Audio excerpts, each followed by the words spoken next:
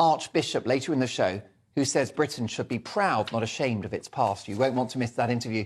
Very shortly, the Church of England will hate it. The government have confirmed that they're lifting a ban on fracking in England, arguing that the move will help boost the country's energy security amid Russia's war in Ukraine. Liz Truss announced within days of taking office earlier this month that she would reverse a 2019 ban on hydraulic fracking, a technique used to extract oil and gas from shale rock. Business and Energy Secretary Jacob Rees-Mogg said today Britain needs to explore all avenues available to us through solar, wind, oil and gas production. So it's right that we've lifted the pause to realise any potential sources of domestic gas. Meanwhile, Liz Truss said she'll not be going ahead with anything that carries a risk, but stressed that energy security is vital. Officials also backed an expansion of licences for oil and gas operations in the North Sea, drawing anger from environmental groups. Joining me now to discuss the return of fracking is Lois Perry, Director of Car 26, which is a campaign group supporting people who dare to drive a car in 2022. Lois, welcome to the studio. Thank you for having me. Right, so fracking's back. Your dreams have been answered. I know. We're really, really, really happy. We're absolutely delighted, and I'm surprised that we haven't got a glass of champagne to celebrate, but maybe later. But well, yeah. Champagne's got a massive carbon footprint, hasn't it? Yeah, but, you know, our organisation knows that there's nothing wrong with carbon and there's nothing wrong with CO2. Yeah. But even if you do believe that there is something wrong with CO2 and carbon and all of that jazz, you know, fracking is great because it has a lower carbon footprint than bringing in liquefied gas in great big tankers and also wood chips and being burnt in drac. So even if you believe in all the nonsense, it's still great that we're fracking. When you can get hold of that shale gas, it's a very clean fuel. It is very clean and it's homegrown. I mean, what can be better than extracting our own gas from our own, you know, from underneath our own feet, so to speak, treasure beneath our feet. Beneath our feet. In my big opinion monologue, you know, I did some research and 20 years of shale gas, that's a conservative estimate, isn't it? 20 years, you know, trillions and trillions of pounds worth of gas under our feet. Why we didn't start 10 years ago, I have no idea. Well, I do know, actually, his name is Ed Davey, and he, you know, he must take responsibility for people not having cheap energy at the moment. In America, where they've been fracking for a number of years, very cleanly... Over a decade, very cleanly, very safely, over 2 million wells. They're paying an eighth of what we're paying for our electricity. An eighth. Well, America is a net exporter of energy now. And we could be in a few years. Well, do you know what kills the narrative? Do you know which president it was that actually signed those fracking licences? Go on. Barack Obama. Was it? Yeah. OK, well, you know, he did one good thing then, didn't he? Who knew? We'll forget about the drones. However, let me offer you some resistance because there are many that argue that this fracking could poison water.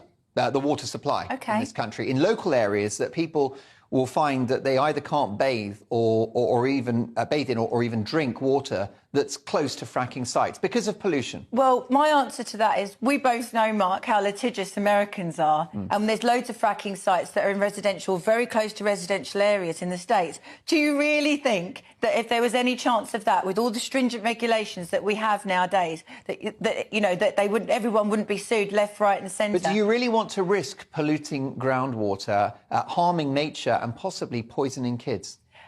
There isn't any risk. There isn't any risk, or it wouldn't be happening successfully for, as you say, a decade in the United States of America. It's safe. Look, life is about risk. It's risky, the fact that people might, you know, die because they can't heat their homes. It's risky that people won't be able to afford to eat this winter. You know, we need to think big. And hats off to Liz Truss, actually, for being so brave and so bold. She's a good girl. I like her. What about the risk of tremors from fracking? Do we want earthquakes in this country? Why should Blackpool be a disaster movie? It's not going to be a disaster movie. No, I love Please Blackpool. don't bring the tower down. We're not going to bring the tower down. The British Geological Survey said that there was inconsistencies in terms of the levels of tremors that were allowed for fracking compared to other industries, like, for example, construction, like, for example, any tremors, small tremors that may have been felt when they were building or digging for HS2 and things like that. There's been complete inconsistency. That's why the BSG wants us there to be tests and is broadly supportive of us bringing back fracking. It's going to be OK, Mark, but I tell you one thing we need to do.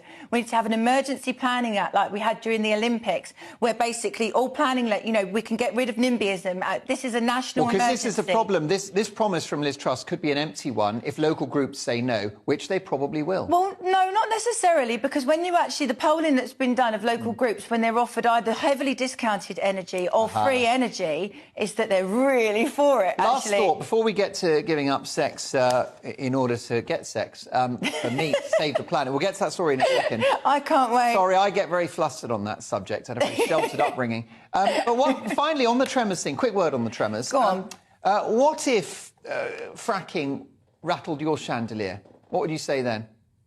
Well, if the... You're at home with your gin and tonic. Yeah. You're watching EastEnders and suddenly the house is moving. Do you really want that?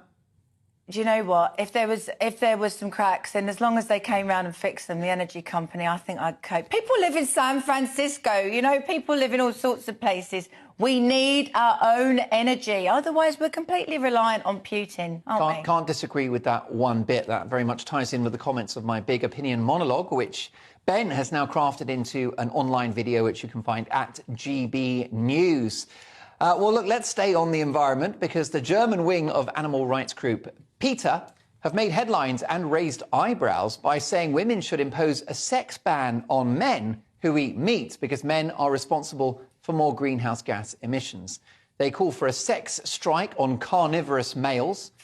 And it's caused outrage in Germany, which is famous for its love of sausages. Lois Perry is still with us. And talking sausages from PETA, Kate Werner joins us as well down the line. Kate, thank you so much for appearing on GB News. Oh, thanks for having me. Your colleagues in Germany have achieved a fantastic sort of PR response to this. It's made a lot of noise as a story. But are we seriously telling the women of the world to stop having sex with men who eat meat? Well, honestly, this is a bit of a tongue-in-cheek suggestion. We don't really care about anybody's sex lives. But, what we do care about is the billions of animals who are suffering and dying on farms every year to become hamburgers or sandwich filling. And we care about the planet, the rainforest, which is being destroyed to create plantations to feed animals on farms, or to graze animals who will be slaughtered for their flesh or their skin. We have an abundance of vegan foods to choose from. It's the 21st century. There's no need to eat animals anymore. I'm a great admirer of PETA. They've done fantastic work over many years speaking up for animal rights. And Kate Werner, I couldn't agree with you more about animal cruelty, whether it's in a domestic setting or in a farm environment. But when did PETA become an organisation that decides whether or not we eat meat? I mean, what about organic meat that's, pasture-raised, just eating grass in the wilds of the English countryside or the British countryside for that? What about free-range chickens? All of that's fine, isn't it? Well, no, you shouldn't be eating animals. We can eat vegan food, which is much more nutritious and better for us. And unfortunately, the vast majority of animals in this country are not living on organic free-range farms. They're living in factory farms where they're, in terms of chickens, they're not able to stand after 1 or 2 weeks because their bodies are grown so massive, so unnaturally large that they suffocate, they have heart failure, they starve because they can't get to food or drink. But, this isn't about dictating dietary choices. It's about giving people information so they can make informed choices. And it's about, it's important for people to know that by eating meat, they're increasing their risk for certain types of cancer, and that animal agriculture is the leading cause of climate change. It's important for people to know where their meat comes from. And, just like Paul McCartney said, if slaughterhouse had glass walls, we'd all be vegetarian. And, that's so true. Famous health expert Paul McCartney. I mean, the thing about it is, Kate, that we've been existing on an omnivorous diet for millions of years, which is why we are the predominant species on the planet. We're designed, aren't we, just to eat, green fibrous vegetables, berries and other fruits, and animal protein, fish, meat, dairy. The issue you got with the vegan diet is if you have a vegan diet, any medic will tell you you've got to have supplements just to make it healthy. That's not a ringing endorsement, is it? Well, I mean, yes, you can supplement a vegan diet, but I'm vegan. I know lots of people who are vegan. Lots of people in the UK are now vegan or vegetarian, and they're living healthy lives. They're lowering their chances of getting certain diseases, of dying of certain cancers, they're elongating their lives. Researchers at Oxford University back up that eating plant-based is the best way to combat climate change. And, anyone who's doubtful of the benefits of a vegan diet, both for their own health and for the planet, can visit Peter's website and order one of our vegan starter kits. And look, I'll share the details of your website very shortly, Kate. I'm going to bring Lois in just one moment. But one final thought. What about vegan ingredients? If we were to go plant-based, you're looking at vast monocrop agriculture, aren't you? With fertilizers and pesticides. That's completely against nature.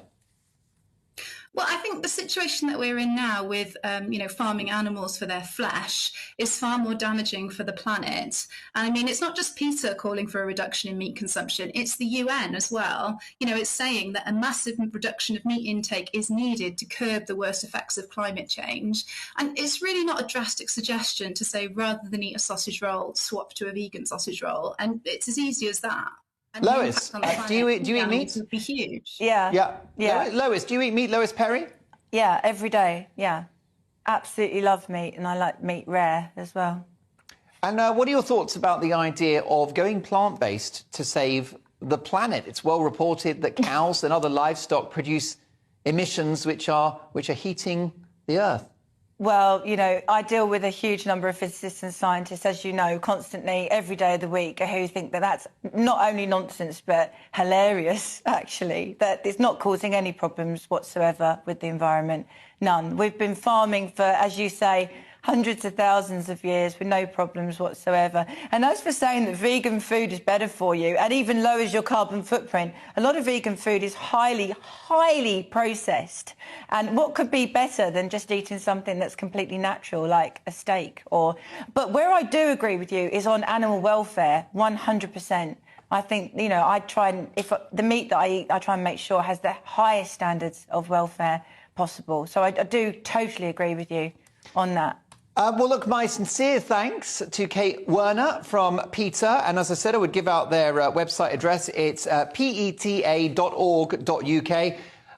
Kate, do come and join us again soon. Thanks for the debate. And my thanks also to Lois Perry, of course, who is a campaigner for those who dare to want to drive their own car and indulge in other such activities. She's the director of Car 26.